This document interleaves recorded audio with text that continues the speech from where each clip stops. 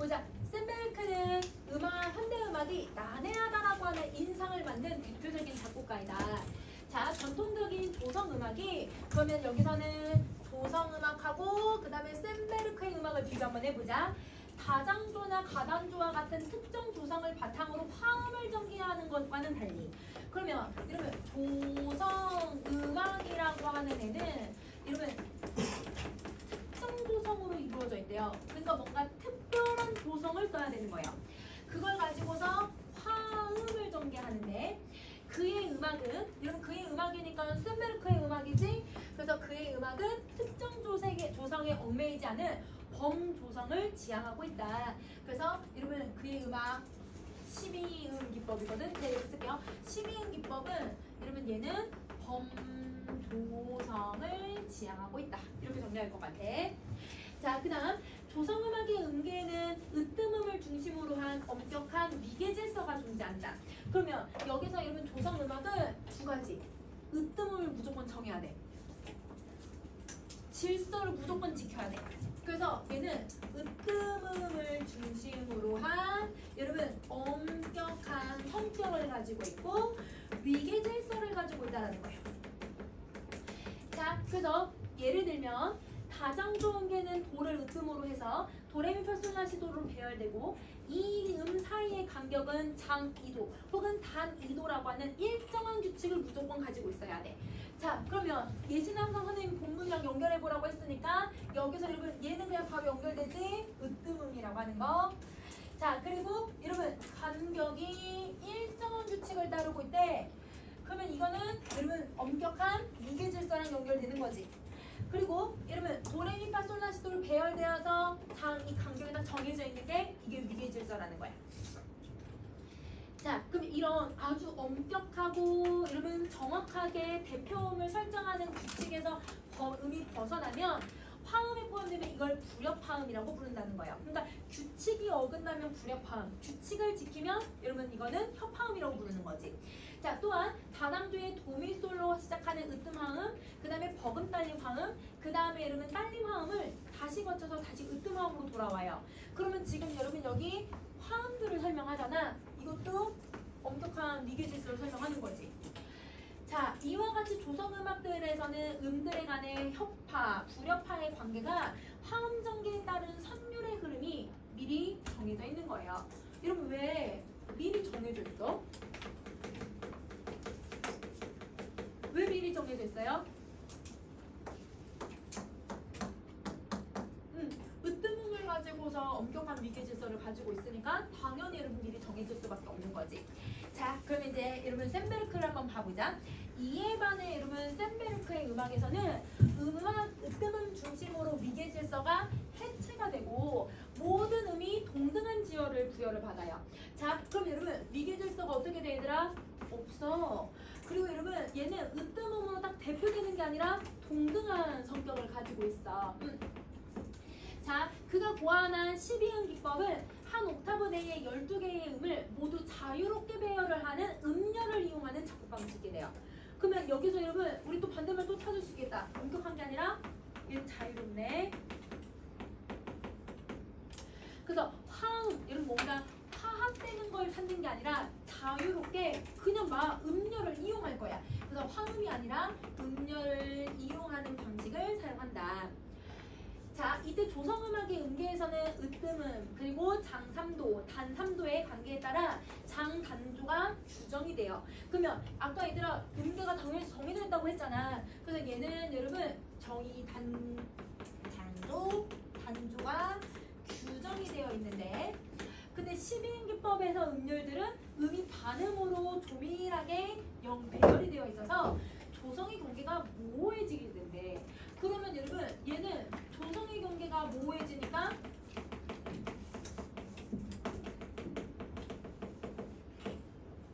그래서 장조와 단조가 공존하는 듯한 인상을 줘요. 그러면 아까 얘들 1문단에서 사람들은 샌베르크의 음악을 어떤 음악이라고 평가를 했었지 얘들아? 난해하다. 그치? 그래서 경계가 모호하고 그 다음에 여러분 뭔가 장단점과 딱 구분되는 게 아니라 얘가 명확하게 나뉘는 게 아니다 보니까 그래서 요게 사람들은 난해하다라고 하는 평가를 받을 수 있다는 거지. 자, 그의 음악이 무질서하다는 여기서 설명해. 무질서하다라는 인식을 준대요. 이게 여러분 난해한 거예요. 그러면 선생님 지금 여기 위에 여러분 조성의 경계가 모호하고 공존하는 것 같다. 이거는 난해한 여러분 이걸 난해함을 만드는 이유라고 생각하면 되는 거지. 그치?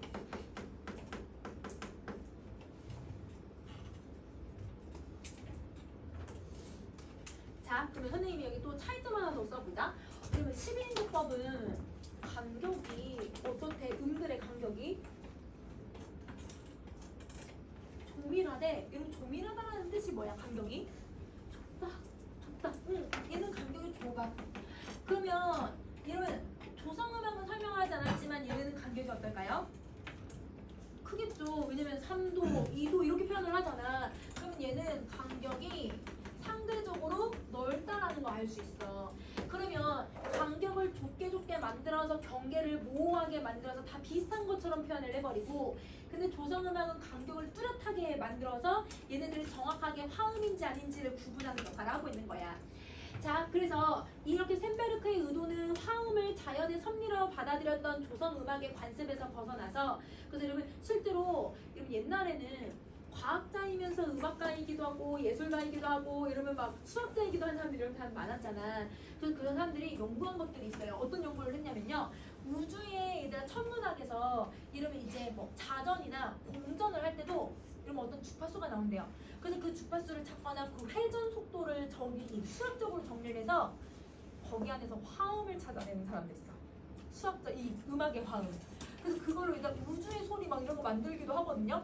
그러면 이렇게 당연히 우주에서 나타나는 자연의 섭리도 화음으로 이루어질 거다라고 생각하는 게 당연한 생각이었는데 근데 샌베르크는 그 기존의 인식에서 벗어나서 사전에 설정된 인위적 질서가 아닌 이러면 사전에 설정된 이건 똑같은 말이 아까 뭐였어? 미리 정해졌다. 인위적 질서가 뭐야 얘들아? 이러면 위계질서, 엄격한 이거 위계질서를 얘기하는 거지. 그러면 여러분 이 조성 음악에서 벗어나서 음들 간의 내재적 관계에 기초한 새로운 음악적 형식을 마련하는 것이 바로 샌베르크의 의의라는 거예요. 그러면 샌베르크는 여러분 음들 간에 뭘 찾아냈다? 내재적 관계를 기초했다. 그럼 내재적 관계가 뭔 말인지는 모르겠지만 여러분 이런 여러분 기법을 쓰는 게 바로 내재적 관계를 형성하고 있는 거구나 이렇게만 생각해줘도 되는 거야. 자, 그럼 네 번째 문장 갈게. 샌베르크의 음악들 간에는 자연스러운 관계가 외부로부터 주어지는 것이 아니라 이 곡 전체의 유기적 통일성을 통해서 형성되는 것이라고 보았다.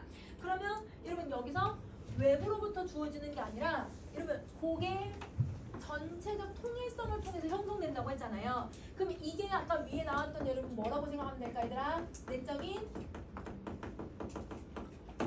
관계랑 비슷한 말이라고 생각해주면 돼.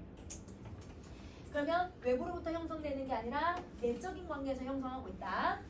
그는 곡을 하나의 유기체로 완성하기 위한 조건으로는 응집력을 얘기했대요. 그러면 여러분 응집력이 있어야 얘들아 뭘 갖출 수 있다? 통일성을 갖출 수 있다. 그러면 이게 형성될 수 있는 조건인 거지. 자, 이는 곡을 이해 가능한 구조로 통합하는 음들 사이의 내적 결속을 말해요. 그러면 음들 사이의 내적 결속을 응집력이라고 하는 거구나. 그러면 내적 결속이 정해져 있으면 응집력 형성하겠지? 응집력이 형성되어 있으면 여러분 전체적인 유기체의 통일성을 만들어낼 거야. 그 통일성을 갖추니까 내적 관계로 설명할 수 있는 거예요. 자, 응집력은 음과 음 사이의 관계에서 기인하는 유사성이 반복해서 실현이 돼요. 그러면 응집력을 만들 수 있는 조건이 뭐야 얘들아? 요거지. 그러면 여러분 응집력을 만들 수 있는 조건 따라서 음들 사이의 관계가 유사성을 공유하면서 반복이 될수록 곡의 응집력은 강화가 된다.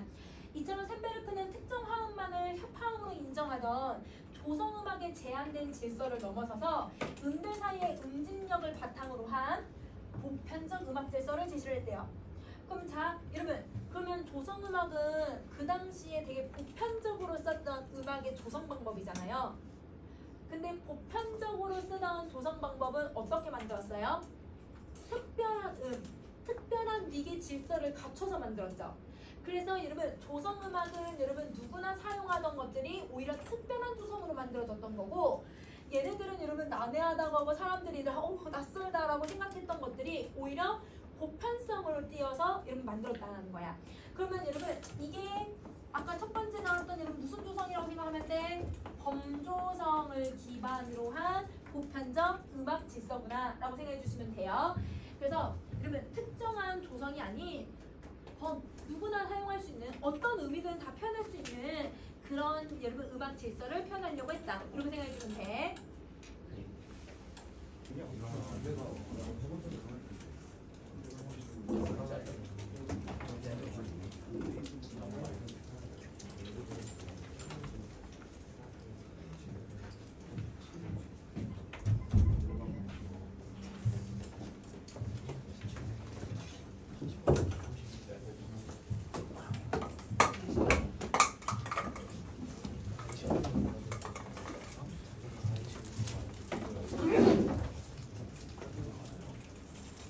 얘들아 10분만 정신 차려 들어.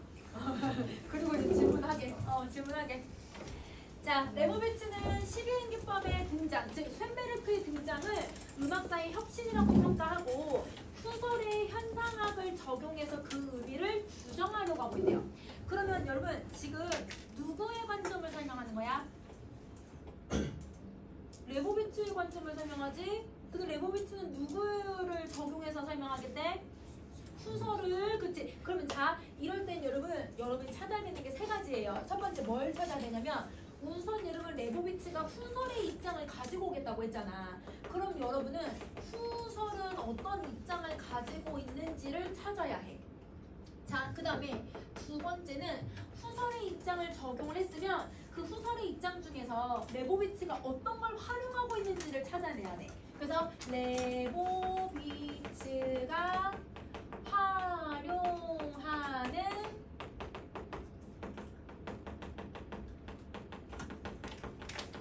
주장을 보셔야 되고요. 그 다음에 이제 세 번째가 이제 그 이론을 가지고서 레보비츠가 쇤베르크를 어떻게 평가하고 있는가. 그러면 세 번째는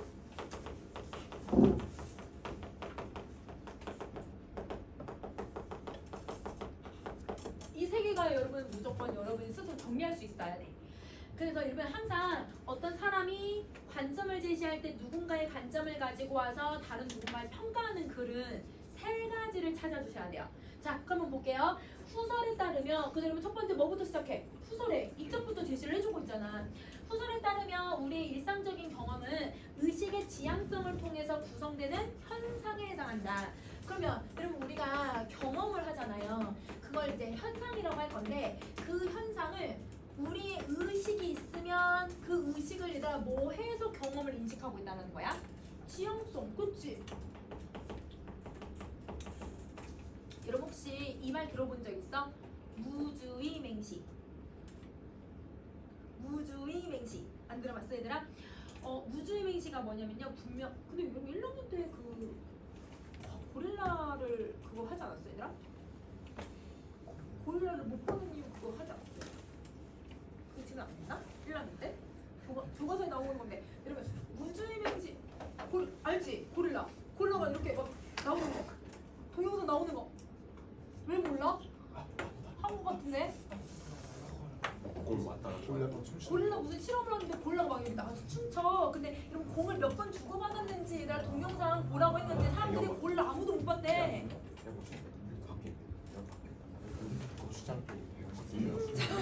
그래서 그게 무주의 맹시거든요. 그러면 무주의 맹시가 뭐냐면 물론 내가 봤어요.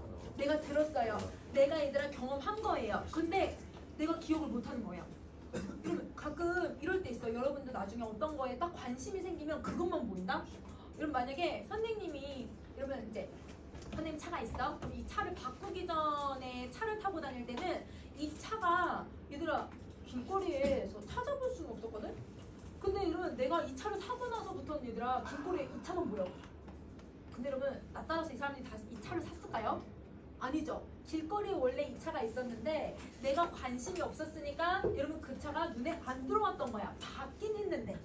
그러니까 여러분 여기서 말하는 후설의 입장은 이런 거야 얘들아. 내가 분명 보고 내가 경험하고 내가 했을 수는 있어도 내가 관심과 내 지향성에 의해서 내 경험을 인식을 할 수 있다는 거예요.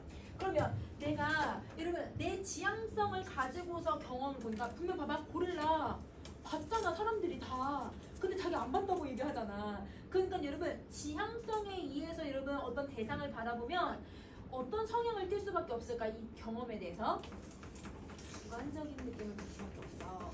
그래서 여러분 주관적인 인식을 가지게 되다 보니 그래서 여러분 이제 예를 들어 설명해. 그래서 예를 들어서 음악적 경험은 소리라고 하는 물리적 파동을 여러분 소리에 들리면 그걸 내가 지각한다라는 게 아니라 소리의 패턴을 인식하는 의식의 지향성을 매개로 한 현상이라고 설명을 하는 거예요. 내가 얘들아 그 소리에 대해서 지향성이 있으니까 들리는 거예요. 여러분 엄청 시끄러운데요. 내 이름 부르면 들려요. 엄청 시끄러운데 근데 여러분 내가 있는데 다른 말 하면 안 들리거든. 근데 내 이름 부르면 들린다 얘들아. 엄청 시끄러운데 왜냐면 내 의식이 어디에 있기 때문이요? 내 이름. 여러분 내 의식이 여러분 이런 소리 이 조그만 소리 들리기 때문에 내 이야기입니다. 여러분 또 사람들이 여러분 내 뒷담화 하는 것도 잘 들린다? 아 그럼 뒷담화 들어보자 없애자. 자 여러분 뒷담화 잘 들린다? 그러면 이런 식으로 여러분 얘는 어떤 지향성을 매개로 한다는 거야. 후설은 우리가 당연시하는 전제에 대해서 판단 중지를 했을 때 사물의 본질에 도달할 수 있다고 본대요. 그러면 여러분 뭘 하라는 거냐면 지향성을 멈추고 판단 중지, 나의 주관적인 판단을 뭐 하는 거야?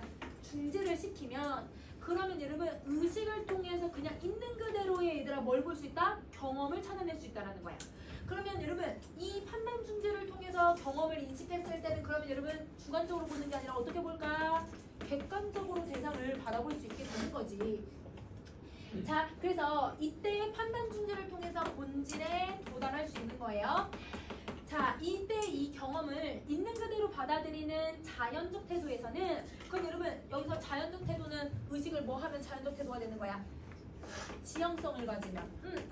자, 그리고 의식 속에 나타나는 현상만 탐구한대. 현상의 본질만 보는 걸 현상학적 태도라고 하는데 이 태도는 그럼 여러분 어떻게 나타나는 거야? 판단 중지를 하면 나타나는 거예요.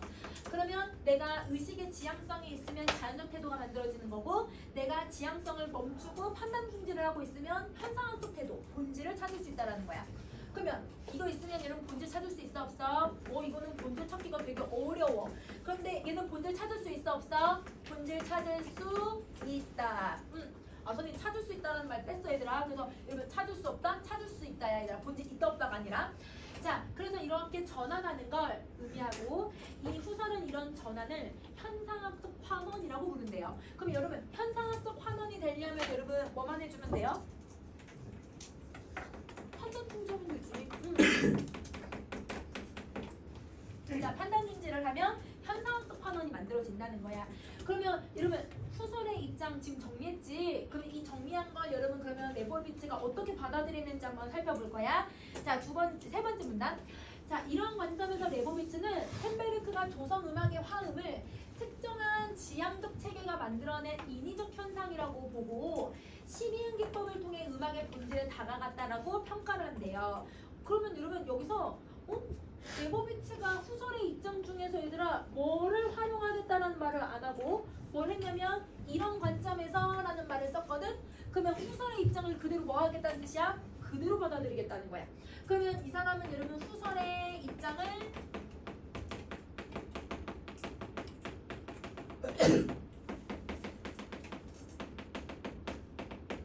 적용하겠다라고 지금 보고 있는 거예요. 자, 그래서 여러분 이걸 통해서 셈베르크를 어떻게 평가를 했냐면 자, 여러분 조성음악의 화음을 특정한 지향적 체계래. 여러분 지향적 체계래요. 그러면 여러분 조성음악은 뭘 하고 있는 거라고 생각하는 걸까? 음악의 본질을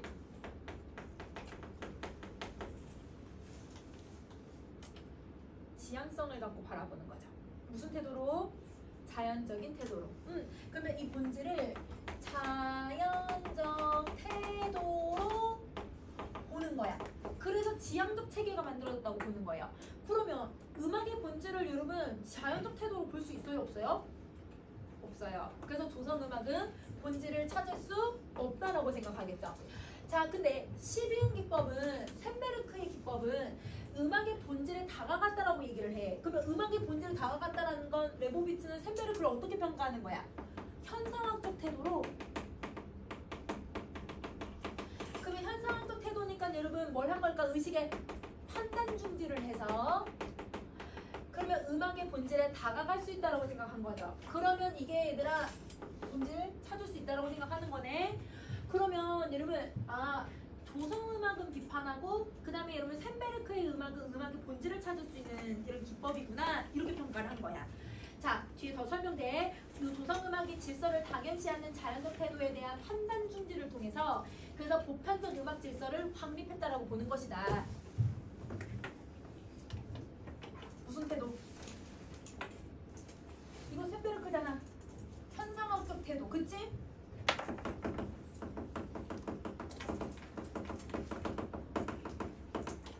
그러면 여러분 우리가 아까 앞부분에서 가에서도 보편적 음악 질서를 갖췄다고 했잖아.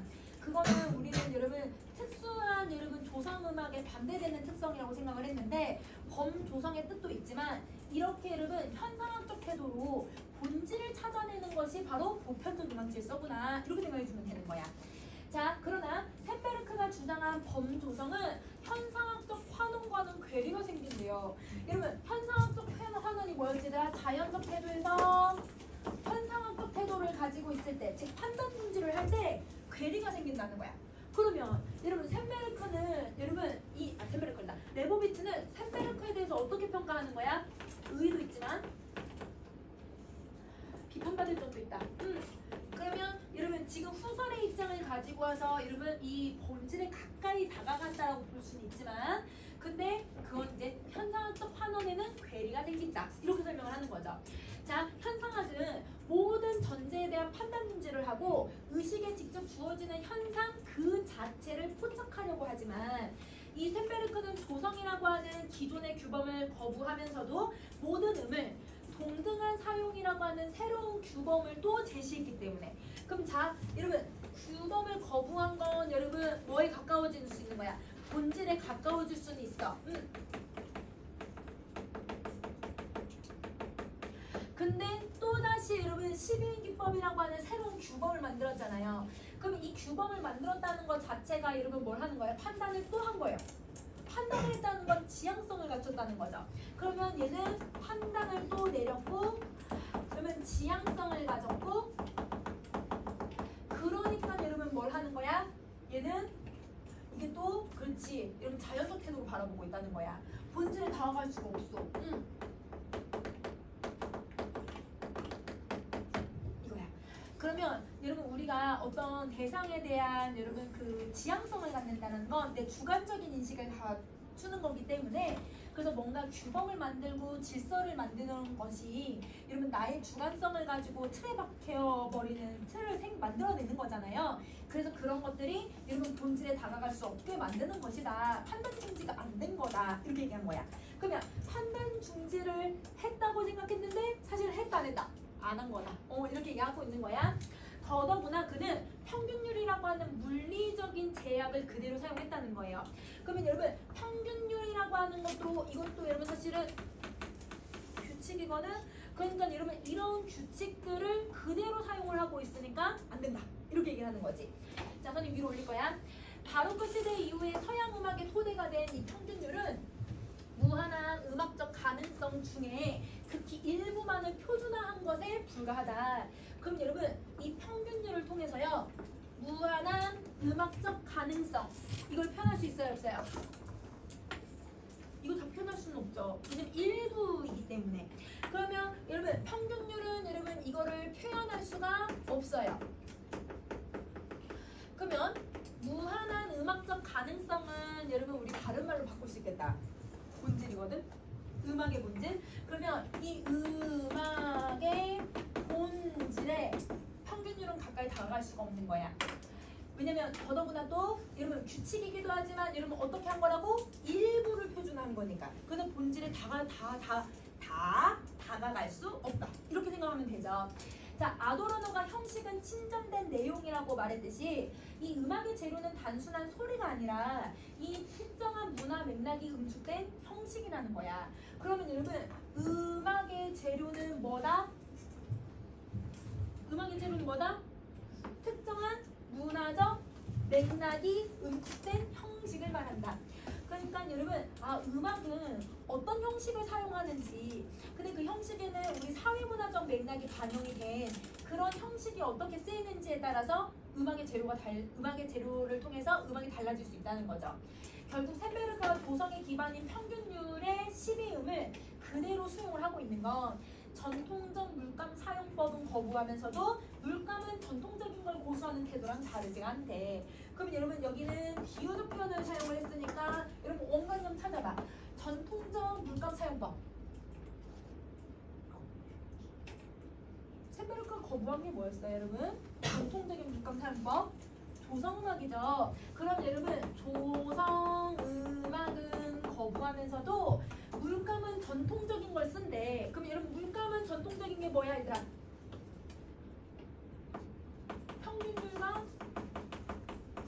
평균율의 12음. 그래서 평균율의 12음은 그대로 사용하고 있다라고 하는 게 그러니까 이거는 잘못된 거다. 이렇게 얘기를 하고 있는 거냐. 자, 여기가 정리했으면 그 다음 마지막 문장 할게요. 소설은 현재 순간의 지속에 대한 미시적 직관을 강조해요. 자, 현재 순간의 지속에 대한 미시적 직관을 강조한다. 자, 여러분 미시가 뭐지? 아주 깊이 자세하게 내가 조그맣게 보는 걸 얘기하는 건 조그만 걸 바라보는 거잖아. 이는 역사적 시간의 일부로서 현재를 인식한 게 아니래요. 그러니까 여러분 여기 현재 순간이라는 말에 현재를 집중하는 거구나 이렇게 보는 게 아니지. 소설은 현재면 현재 이렇게 보는 게 아니라 어떻게 봐야 되냐면 과거와 미래를 통합하는 지금 이 순간을 직관해야 된다는 뜻이에요. 그러면 단어를 여러분 매칭 한번 해봐 얘들아. 과거와 현재를 통합. 이건 똑같은 단어 두 개야. 두 글자야. 이게 지속이거든요. 시간이 지속되는 과정에서 여러분 지금 이게 뭐예요? 이게 현재 순간이에요. 이게 현재 순간이야. 얘는 요거고. 그러면 여러분 이 순간을 여러분 직관한데 여러분 이 순간을 직관하는 거. 여기까지 돼. 이거네. 이 순간을 직관하는 거. 이 순간을 직관한대. 이게 무슨 관점? 미시적 직관이죠. 자, 그래서 이러면 현재에 대한 미시적 직관이라는 건 지금 요것만 본다 이런 의미가 아니라 전체 시간 중에 이 부분을 본다라고 생각을 해주면 되는 거야. 자, 그러나 샌베르크는 음높이나 음길이처럼 악보상의 음표의 위치로 표현되는 거시적 구조로만 음악을 조망함으로써 그러니까 넓게만 봤지 음색이나 강세 등의 개별음에 대한 미시적 체험을 중요성을 간과한 거예요. 그러면 여러분 얘는 미시적인 여러분 직관을 했다 못했다? 못했다는 거야.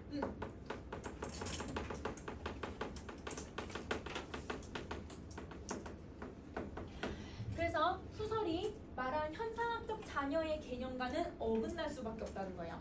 여러분 현상학적 자녀가 뭐냐? 이건 현상학적 판원 이후에 여러분 이후에 했으니까 얘들아 뭐가 되고 난 후에 판단 중지가 일어난 후에 남은 것은 현상 그 자체여야 해요. 여러분 왜 현상 그 자체만 남아있어야지? 내 지향성이 배제되고 판단 중지를 통해서 뭐에 도달하기 때문에 본질에 도달할 거니까. 그치? 그럼 현상 그 자체라는 건 여러분 본질이란 말이야. 그러면 그 본질 그 자체여야 하지만 샌베르크의 음악은 곡이 저주적인 구조에만 치중했기 때문에 순수현상에는 이르지 못했대요. 그럼 여러분 이 순수현상이랑 똑같은 말이 뭐야? 본질, 그치? 본질에는 도달할 수가 없었다. 그러면 자, 여러분 샌베르크는 본질에 도달할 수 없었던 이유는 두 가지예요. 첫 번째, 여러분 규칙, 여러분 평균율이라고 하는 혹은 12음이라고 하는 여러분 규칙을 그대로 또 만들었으니까. 그 다음에 두 번째, 미시적 직관을 안 했으니까. 자, 그러면 여러분 지금 이 사람은 여러분 누구냐? 레보비츠는 샘베르크에 대해서 어떻게 평가를 하고 있냐면 여러분 음악적 본질에 최대한 가까이 다가가긴 했지만 완전한 본질을 도달할 수는 없었다. 그치? 이거 얘기하고 싶었던 거야. 자, 그러면 여러분 우리 선생님 지금 여기까지 질문 다 나갔고 차나 한잔하고